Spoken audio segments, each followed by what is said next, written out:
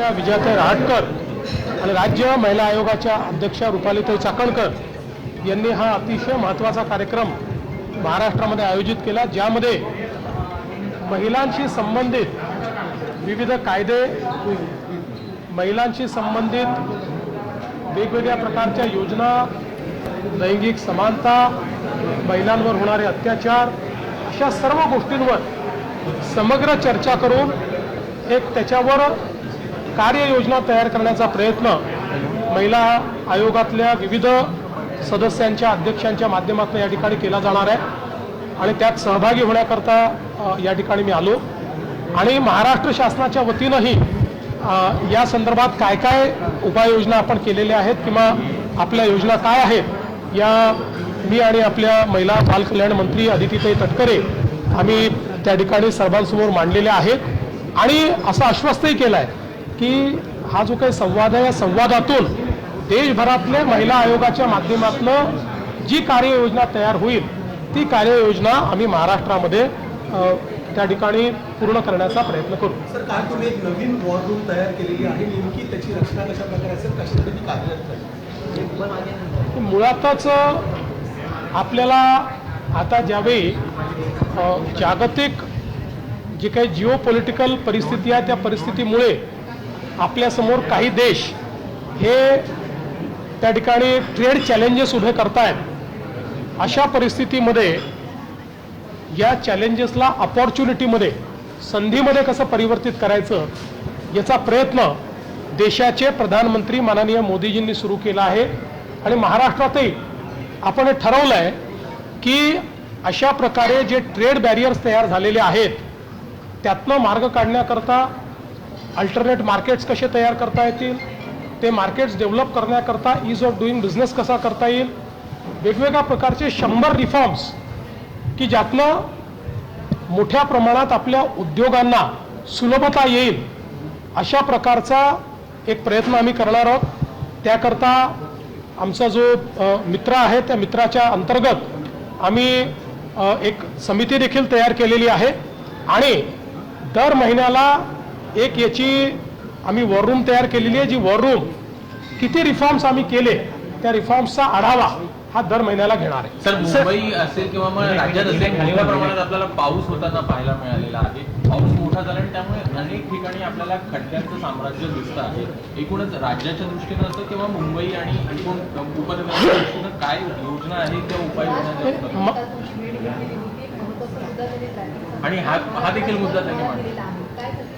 निश्चितपणे पहिल्यांदा तर ज्यावेळेस अशा प्रकारचा प्रचंड पाऊस होतो आणि विशेषतः तो कमी कालावधीत जास्त इंटेन्सिटीने पाऊस होतो त्यावेळी इन्फ्रास्ट्रक्चरवर त्याचा परिणाम होत असतो.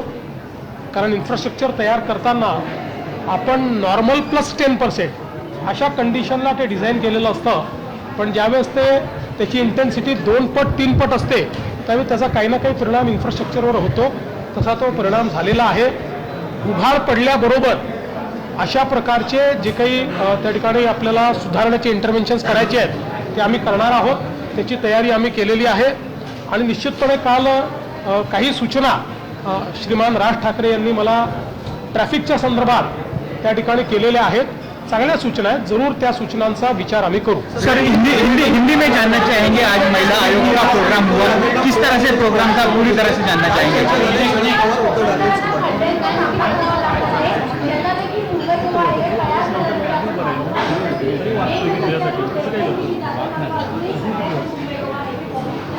मला असं वाटतं की हे खरं आहे की अजूनही मुंबई गोवा हायवेवर काही चॅलेंजेस आहेत, पण बहुतांश हायवे हा तयार झालेला आहे. एक पॅच मात्र त्याच्यातला हा अजूनही लोकांना त्रास देतो आहे. मला अपेक्षा आहे की तोही लवकर पूर्ण होईल आणि त्यानंतर मुंबई गोवा हायवेचे जे प्रॉब्लेम्स आहेत ते या ठिकाणी निश्चितपणे सॉल्व्ह होतील. उपराष्ट्रपती पदाच्या निवडणुकीच्या निमित्ताने मी सन्माननीय उद्धव ठाकरेजी आणि सन्माननीय शरद पवारजी या दोघांनाही फोन केला होता आणि मी त्यांना विनंती केली की उपराष्ट्रपती पदाचे उमेदवार CP राधाकृष्णनजी हे महाराष्ट्राचे मुंबईचे मतदार आहेत आपले राज्यपाल आहे, त्यामुळे महाराष्ट्राच्या एका मतदाराला तुमच्या दोन्ही पक्षांनी त्या ठिकाणी समर्थन द्यावं अशा प्रकारची विनंती मी त्यांना केली. त्यांनी मला बोलताना उद्धवजींनी सांगितलं की आम्ही सगळ्यांची चर्चा करू. शरद पवार साहेबांनी सांगितलं की विरोधी पक्षांनी उमेदवार उभा करण्याचा निर्णय केलेला आहे, त्यामुळे आम्हाला त्यांच्यासोबत जावं लागेल. पण एक कर्तव्य म्हणून आणि या राज्यातला एक मतदार हा उम्मीदवार आहे म्हणून मी त्यांना फोन केला होता. उपराष्ट्रपति पद के चुनाव को लेकर के आपने चर्चा की, फोन किया शरद पवार और उद्धव ठाकरे को, क्या बात हुई और क्या? देखिए, मैंने सम्मानीय श्री उद्धव ठाकरे जी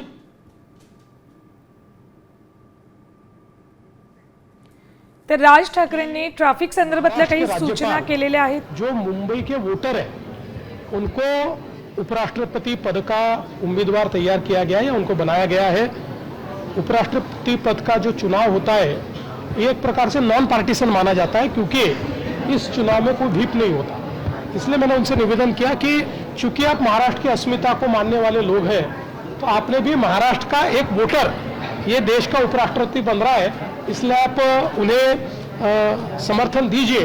इस प्रकार का मैंने उनसे निवेदन किया था. मुझे उद्धव जी ने कहा कि हम सबसे चर्चा करके फिर निर्णय करेंगे, और शरद पवार जी ने कहा कि चूंकि सारा अपोजिशन साथ में आकर एक कैंडिडेट खड़ा कर रहा है, तो हमको उनके साथ जाना पड़ेगा. अंतर्राष्ट्रीय स्तर पर जिस तरीके की परिस्थिति बनी हुई है उसको लेकर के कल महाराष्ट्र सरकार ने एक महत्वपूर्ण बैठक की, वॉर रूम तैयार किया ताकि एक नया मार्केट खोजा जा सके.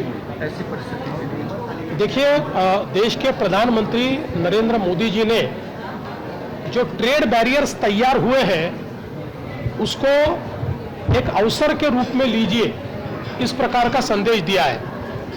और इस अवसर का इस्तेमाल करते हुए नए ट्रेड मार्केट्स तैयार कीजिए, नए ट्रेड रूट्स तैयार कीजिए, और इनको तैयार करते समय जो हमारे बिजनेसेस को कठिनाइयां आती है उन कठिनाइयों को दूर करने के लिए आता isakal.com आहे देशातील नंबर 1 ची मराठी न्यूज वेबसाईट. प्रत्येक अपडेटसाठी isakal.com ला नक्की भेट द्या.